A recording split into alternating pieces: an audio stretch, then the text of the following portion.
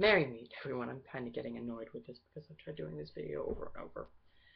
This is a video about therians, otherkins, and whatever. Therianthropy in general. I'm using a website, which I'll have in the link, the Therian Guide. I'm going to start by telling you what the difference between a therian and an otherkin is, which is therians are anything that's lived on Earth, whether it be extinct or still alive. For example, Tyrannosaurus rex is extinct, and that's a therian, or a fox, which is alive, and that's still considered a therian. Otherkins, however, are people who shift into mythical creatures or alien type things.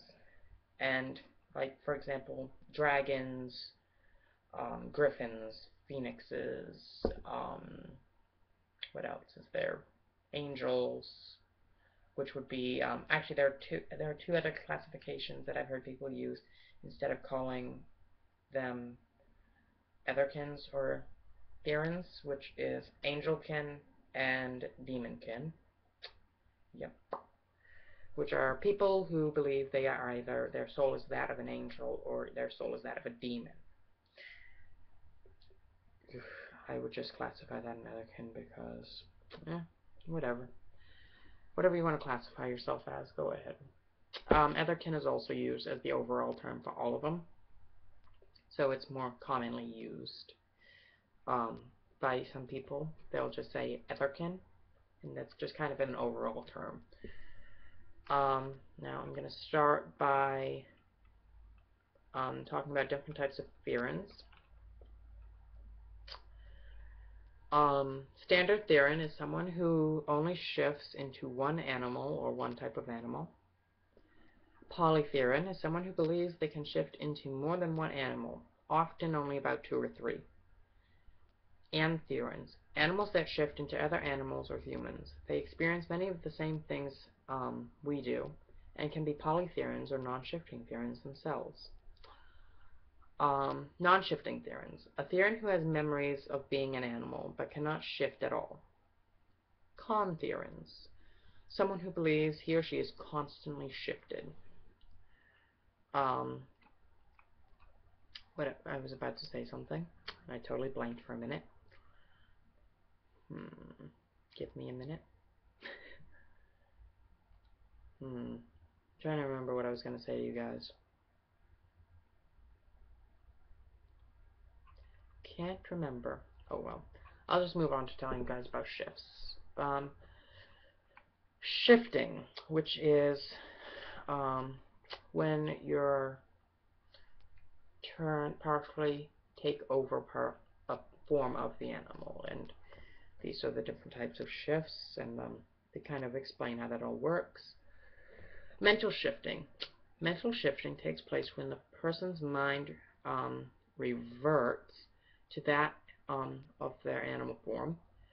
He or she begins to feel and react like the animal, barking, howling, chirping, whatever it may be. The senses are often heightened with this shift, as well as many others. Sensory shift. When your senses shift to match those of your inner animal, it's probably one of the pretty common ones, I think, is what that one was.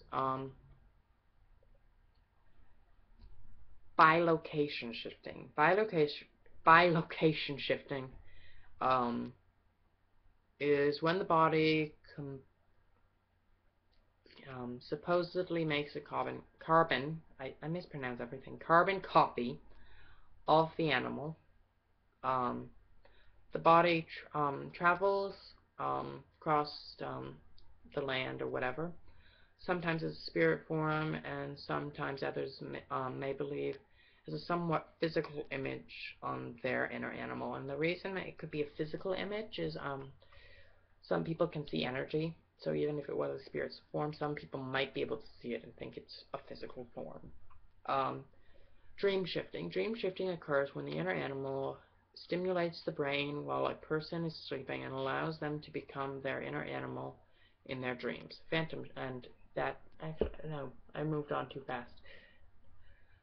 Dream shifting is, to me, I would think that'd be more like your spirit, and it's more like remembering a little bit of something, usually is what I think of it, or your spirit form is still alive in another form, another place, or whatever. Like you're kind of reliving it on another plane, is what that is. Your dream plane. Phantom shifting. Um, Phantom shifting occurs when the person begins to feel or see limbs of their inner animal. They may see a tail on their body, or feel like they have paws or wings or whatever. Again, only they are able to see phantom limbs. Other therians may be able to sense phantom limbs. Most people think this is actually physical shifting because sometimes it just gets that good. No, I don't even believe in physical shifting, and I'm not even going to mention it again because there's a section here about physical shifting, and I'm not going to even. If you guys want to know about it, go to the website and research it yourself because I'm not even going to waste my time on it because I don't believe in it. Journey shifting or astral shifting. Journey shifting occurs when the person is in a astral journey or in their sacred place. Oh, sorry, having a difficult time breathing. They are their inner animal. Most people refer to this as astral shifting, which is fine because it's pretty much the same thing. Yeah. Next is aura shifting. Aura shifting occurs when the auric field changes to mimic that of their inner animal. By mimic, it's like it looks more like the aura of your animal, like it's shaped more like your animal. So whether it be the right size to fit you or not, it's going to mimic that of your animal. This often happens subcuriously or when provoked. Many believe that your inner animal is always in your auric field, so therefore you are always giving your therian aura. I notice animals and young children can sometimes see these changes, as with other shifts. That's all there are for shifts. What was next?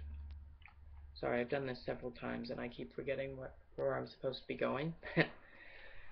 You guys have seen me do this before, so do stuff like this before a while.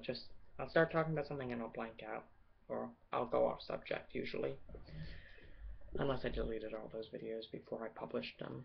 I know I've done videos, and then I might not have published them on YouTube. What was next? Let me think while I get rid of the blank head that I have. Sorry. Next, let's see. The theorems. Trying to think what else there is here that I can say, because now that's the therian symbol. That's therians and spirit porn. No.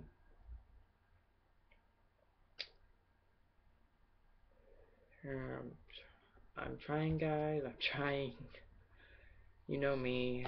I'm not really good at this.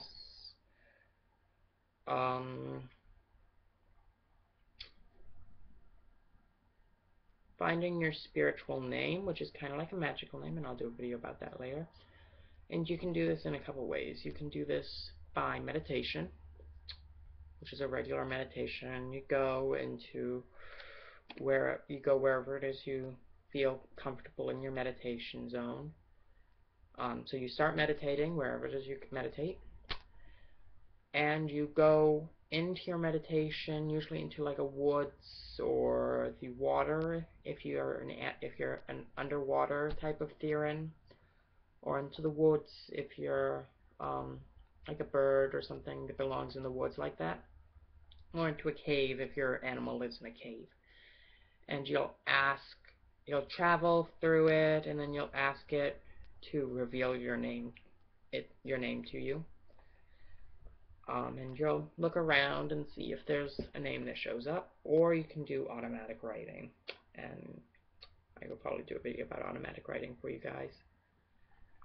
What's next? Finding your stereotype, and I don't even need this. And I will include two methods that I've heard, and then the same method that I used to find my stereotype, and I'm going to later tell you guys what I am in another video. But I'm not telling you in this video because it's going to be a surprise for my next video. Now, you can find your stereotype through A, very deep meditation, and you go into a woods and you just kind of look around and find your stereotype, and I will, there's some better ways of explaining this than how I'm going to. So just go watch other people's videos. And yeah, just do that. And I'll do a video later instead of doing it all in this video, because otherwise it's going to take forever. So actually I'll do a video right now about how to find your stereotype. Okay, so yeah. Till next time, guys. Blessed be.